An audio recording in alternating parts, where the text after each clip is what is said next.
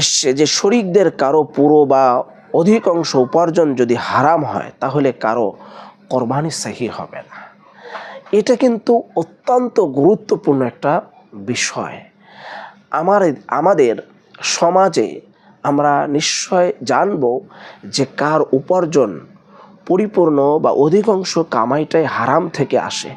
কেউ যেমন সুদ খায়, টাকা সুদে লাগায়, সুদের ব্যবসা করে, বিভিন্ন ওয়েতে করে যেটার মধ্যে সুদ নিহিত রয়েছে, কিংবা ঘুষ খায়, অথবা এই ধরনের আরও হারাম যা যা আছে সেখান থেকে উপার্জন করে।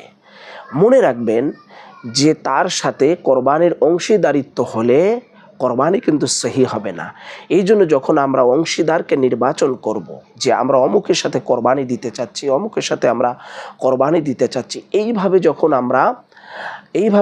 আমরা অংশীদারিত্ব আমরা নিতে যাব, তখন কিন্তু আমাদের খুব লক্ষ্য করে নিতে হবে। কেননা এই অংশীদারিত্বর কারণেই কিন্তু আপনার আমার কোরবানিটা নষ্ট হয়ে যেতে পারে, সহি হবে না, আল্লাহর দরবারে কবুল হবে না। শুধু ওই জায়গাতে এটা আমাদের হবে, হয়তো মাংস খাওয়াটা হবে, কিন্তু কোরবানি কিন্তু আল্লাহর বারগাহতে আল্লাহ পাকের জন্য, আল্লাহ পাকের দরবারে কবুল হবে না। এই জন্য সাবধান হতে হবে। হারামের কামাই যাদের অধিকাংশ রয়েছে, সেখান থেকে হারাম যাদের কামাই আছে, তাদের থেকে যেন আমরা অংশীদারিত্ব না নেই, তাহলে কিন্তু আমাদের কোরবানি হবে না।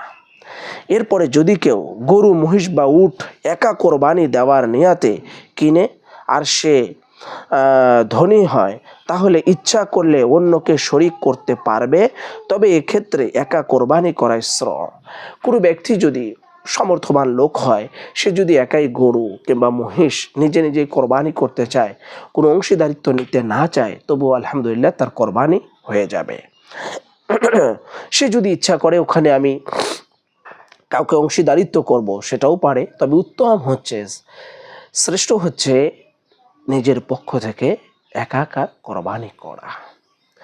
যদি নিয়াত করে থাকে এই জন্য একা কোরবানি করাই তার জন্য উত্তম হবে।